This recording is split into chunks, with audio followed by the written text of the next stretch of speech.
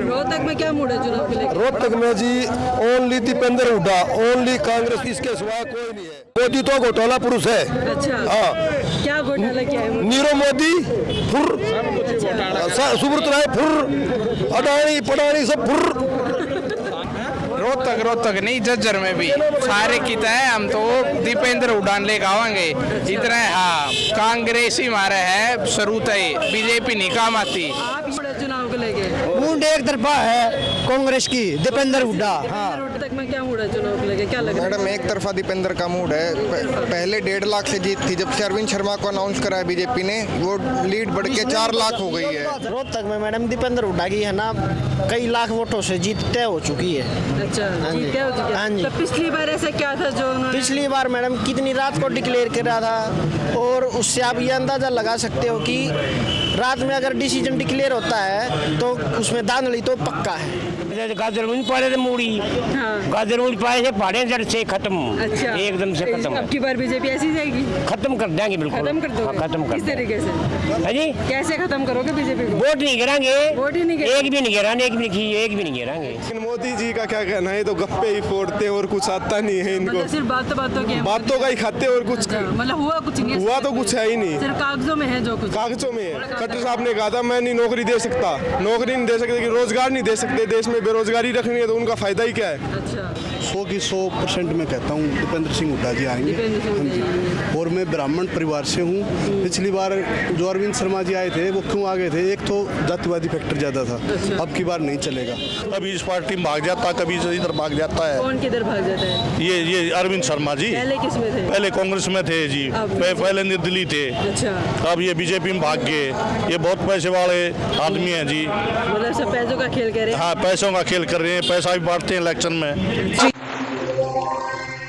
नमस्कार, मैं हूं आपके साथ रूही और आप देख रहे हैं अलग हरियाणा। इस वक्त हम मौजूद है एमडीयू के समक्ष। हमारे साथ राहगीर है, युवा है, बुजुर्ग है। लोकसभा चुनाव है, चुनाव को लेकर इनसे जानेंगे कि रोहतक में क्या मूड है चुनाव को लेकर। हाँ जी बोलो। क्या नाम है आपका? मेरा नाम प्रमोद चोटीवाला जी मैम। रोहतक में क्या मूड है चुनाव को लेकर? रोहतक में जी ओनली दीपेंद्र हुड्डा, ओनली कांग्रेस, इसके सिवा कोई नहीं है। आज के दिन दीपेंद्र हुड्डा के सामने जो मोदी है ना, जो मोदी आ जाओ इसको भी 5 लाख वोटों तो होंगे। अच्छा, पिछली बार दीपेंद्र हुड्डा कैसे हार गए? ये गलतफहमी जातिवाद का जहर घोल के किसने फैलाया था? ये मोदी ने, बीजेपी ने फैलाया था। और किसने फैलाया था? अब की बार ऐसा नहीं है। अब की बार ऐसे नहीं है। 36 बिरादरी एक है, सब मिलजुल के भाई दीपेंद्र को 5 लाख प्लस वोटों से जिताने का काम करेंगे। अब की बार मतलब दीपेंद्र ही है। हाँ, दीपेंद्र युवा दिलों की धड़कन है, बुजुर्गों की धड़कन है, मुलायम है। इससे बेस्ट तो पूरे हिंदुस्तान में कोई सांसद था, न होगा, न आगे है। अरविंद शर्मा के बारे में क्या बोलेंगे? पार्टी ने दोबारा उन्हें टिकट दे दिया।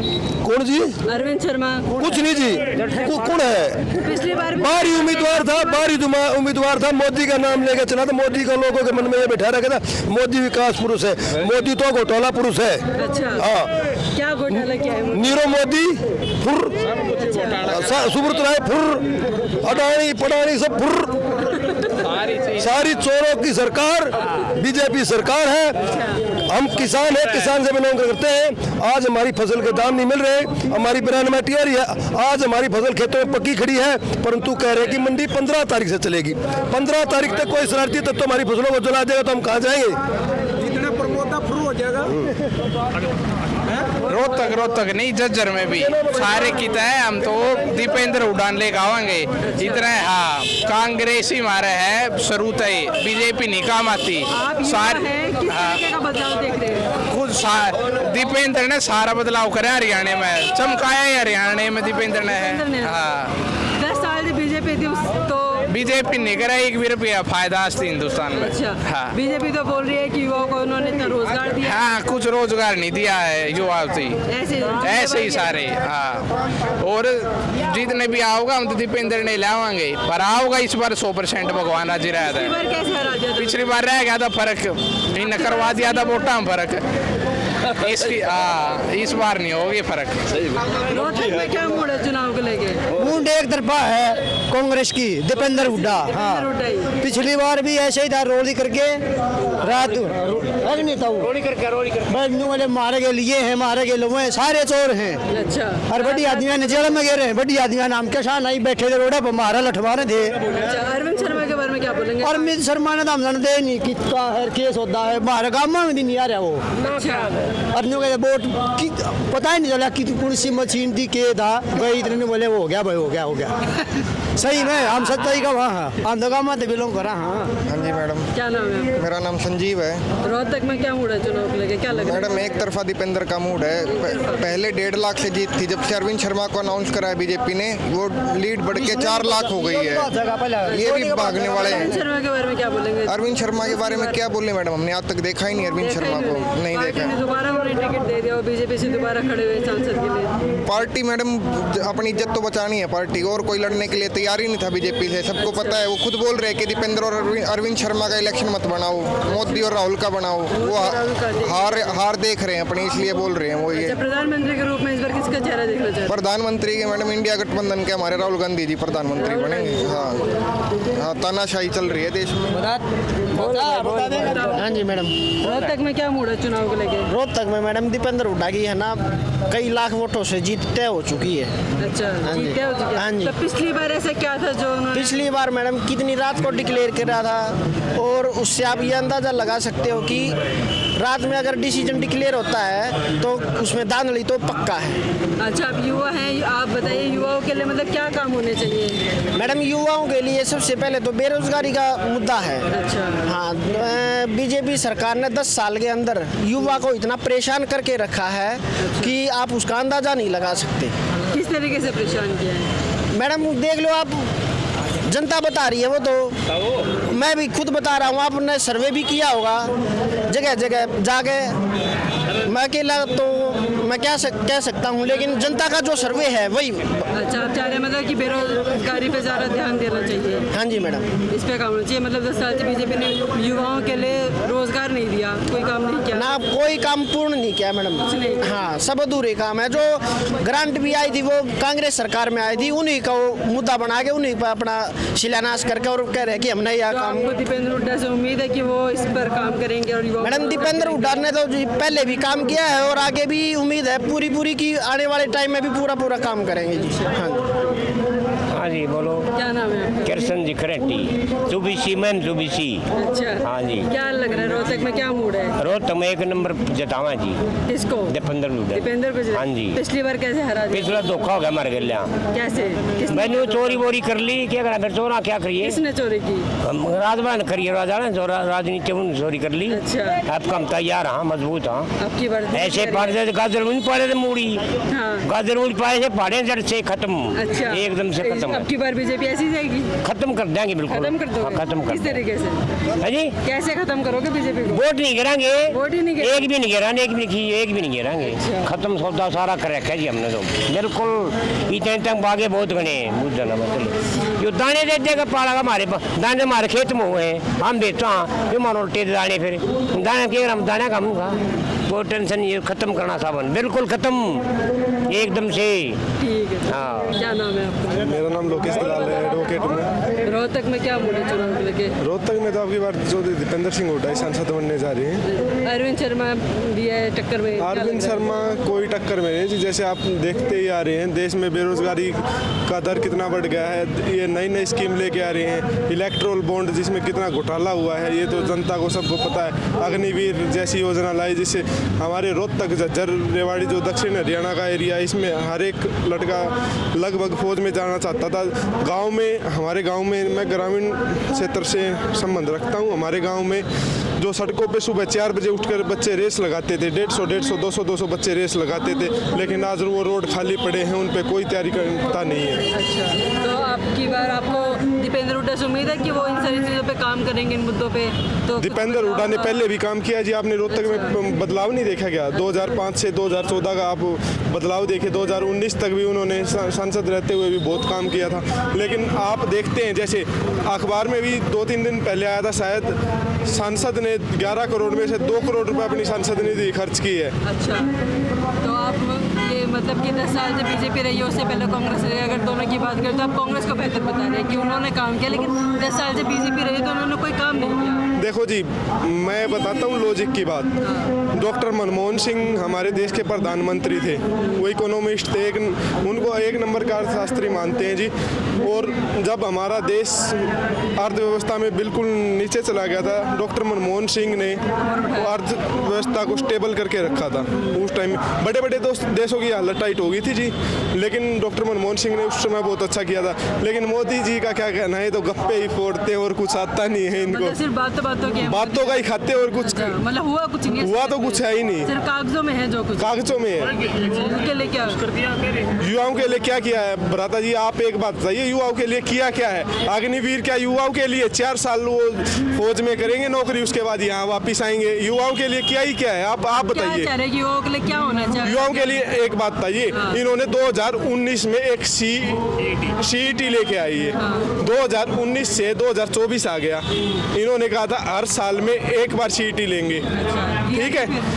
इन्होंने केवल एक बार CET लिया, उसके बाद कोई CET नहीं लिया, ना उससे पहले लिया 5 साल के दौरान।